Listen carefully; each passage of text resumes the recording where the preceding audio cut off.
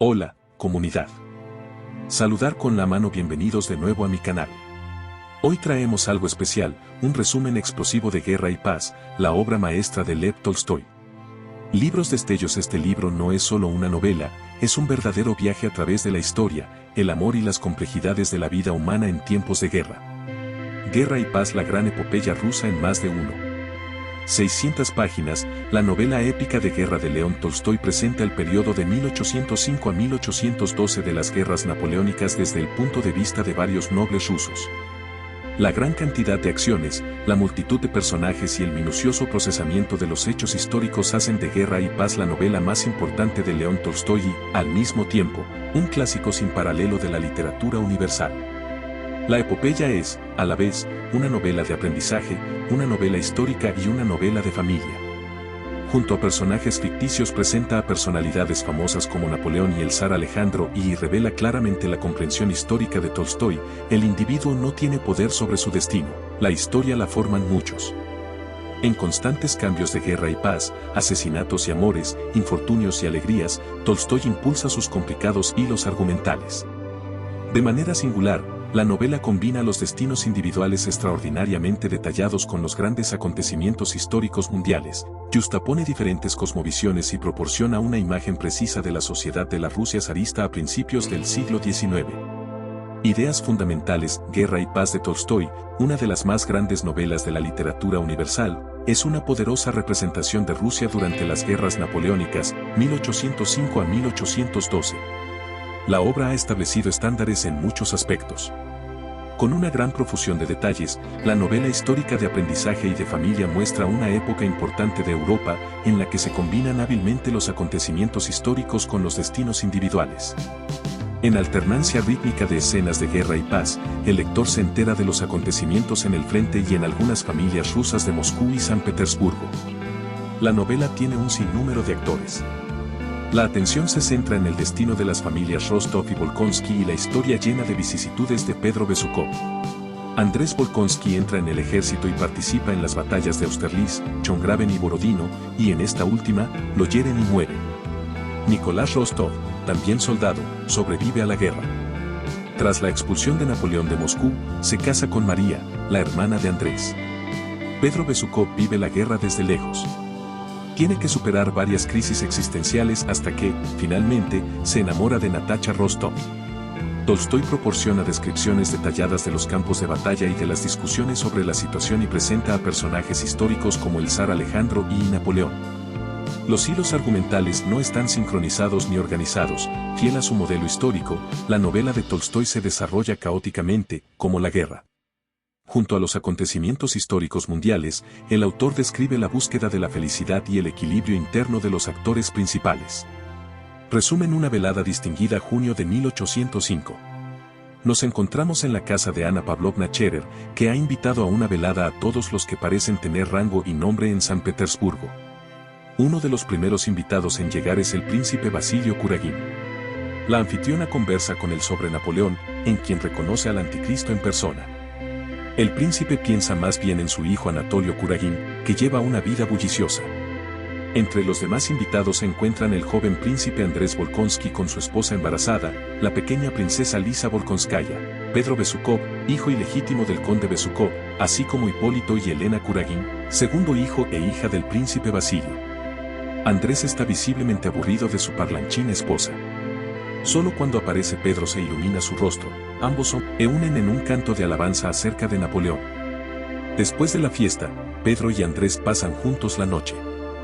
Día del santo en la familia Rostov, madre e hija celebran el día de su santo. Durante la fiesta los invitados hablan sobre una salvaje francachela en la que participó Pedro poco después de la velada, mientras su padre, el conde Besukov, se estaba muriendo. Rusia sola debe convertirse en la salvadora de Europa. La conversación de los adultos se ve interrumpida por los jóvenes, que entran en la habitación con gran ruido. Son la incontenible Natasha de 13 años y su hermano Nicolás Rostov, el hijo de Ana Mikhailovna Dubretskaya, Boris Dubretsko, y Sonia, de 16 años, sobrina de la condesa Rostov. En la comida se habla de política y las reacciones de Rusia ante el avance de Napoleón. El príncipe Volkonsky era un joven muy apuesto, bastante bajo de estatura, con un rostro acentuado y algo seco. Mientras siguen festejando en casa de los Rostov, el conde Besukov, el padre de Pedro, sufre en su mansión el sexto ataque de apoplejía. Pedro está visiblemente conmocionado por el estado de su padre. Ana Mikhailovna, que había acudido presurosa, el príncipe Basilio Kuragin-Katicha, la sobrina del conde, entran en una discusión sobre la herencia cuando de repente traen la noticia de la muerte del conde. Pedro es su único heredero. La partida en la finca de la familia Volkonsky esperan ansiosamente el regreso de Andrés con su esposa Lisa.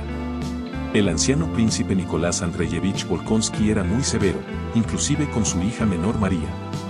Ella está contenta por la llegada de Andrés y, sobre todo, de Lisa, que de inmediato le comunica los chismes y cotilleos más recientes de la ciudad. Recién llegado, Andrés tiene que volver a empacar, abandona la finca al día siguiente para irse al servicio militar. Puentes en Llamas, Austria, octubre de 1815. Andrés es un oficial adjunto del regimiento del general Kutuzov. Los aliados austriacos han sufrido una grave derrota contra el ejército de Napoleón. Mientras tanto, Nicolás Rostov se encuentra como joven hacendado en el escuadrón de Vaska Denisov frente a Braunau. El regimiento de Kutuzov inició su retirada a Viena, seguido del escuadrón de Denisov. Aquí Nicolás vive el primer ataque de los franceses, su espíritu combativo inicial se desvanece cuando observa el horizonte y ve como en un collage las operaciones militares que se desarrollan delante. Que pronto podría suceder que no volviera a ver nunca más este cielo. Finalmente, el escuadrón logra cruzar el puente con pérdidas mínimas y quemarlo tras de sí. El general Kutuzov atraviesa el Danubio con su ejército y derrota ahí a una división francesa. Andrés es enviado a Brunn a darle la buena noticia al emperador de Austria.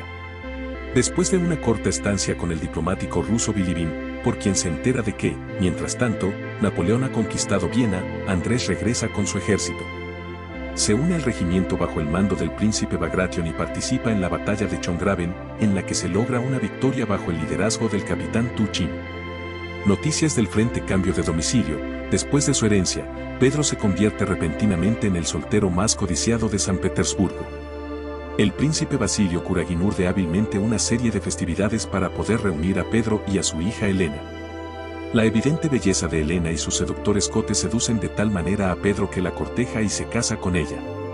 Mientras tanto, en la casa de los Rostov se alegran de recibir, después de mucho tiempo, una carta de Nicolás desde el frente. Su interior se siente llamado a morir por sus soldados. Al amanecer los franceses atacan. El zar ruso, el emperador austriaco y sus ejércitos se enfrentan a Napoleón y sus tropas en esta batalla de los tres emperadores. Al final, los franceses salen victoriosos. Andrés es alcanzado y cae de su caballo. Cuando recupera la conciencia, Napoleón, su antiguo héroe, está de pie directamente frente a él. En comparación con el impresionante firmamento, Napoleón le parece ahora un pequeño cómico insignificante, a pesar de que el vencedor se preocupa de una manera realmente conmovedora de los cuidados de sus prisioneros. El frente interno: Nicolás Rostov visita a su familia durante un permiso del frente y pasa el tiempo que sigue en muchas fiestas y sociedades. Su padre da una gran fiesta en honor del príncipe Bagration, en la que ocurre un escándalo entre Pedro y un tal Dolokheyov que, por lo visto, ha pretendido a la esposa de Pedro. Hay un duelo del que Pedro sale vencedor. Su esposa Elena lo acusa de espiarla y Pedro asume las consecuencias de la aventura, le traspasa a Elena la mitad de su fortuna, se separa de ella y sale para San Petersburgo. Mientras en casa de los Rostov se bailaba la sexta inglesa al son de unos músicos que desafinaban debido al cansancio y los sirvientes y cocineros preparaban la cena, el conde Besukov sufría el sexto ataque.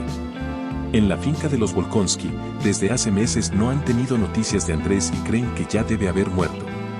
Su esposa Lisa está en trabajo de parto y poco después aparece Andrés y le da ánimos. Ella muere en el parto y Andrés siente una profunda culpa por ello. Bautizan al niño con el nombre de Nicolás como su abuelo. Un nuevo comienzo para Pedro. Durante su viaje un anciano caballero se dirige a Pedro y lo involucra en una conversación sobre Dios y el mundo. Pedro se siente aliviado y experimenta el deseo de volver a empezar su resquebrajada vida. El anciano resulta ser un masón que introduce a Pedro en la logia local de San Petersburgo. Después del ritual de iniciación, Pedro se dirige a sus tierras del sur, donde quiere poner en práctica sus nuevos ideales de caridad. Instruye a sus administradores para que construyan escuelas y hospitales. Sin embargo, en su entusiasmo, le pasa inadvertido que sus administradores solo fingen cumplir sus deseos. Nicolás Rosskopf regresa a su regimiento después de su permiso.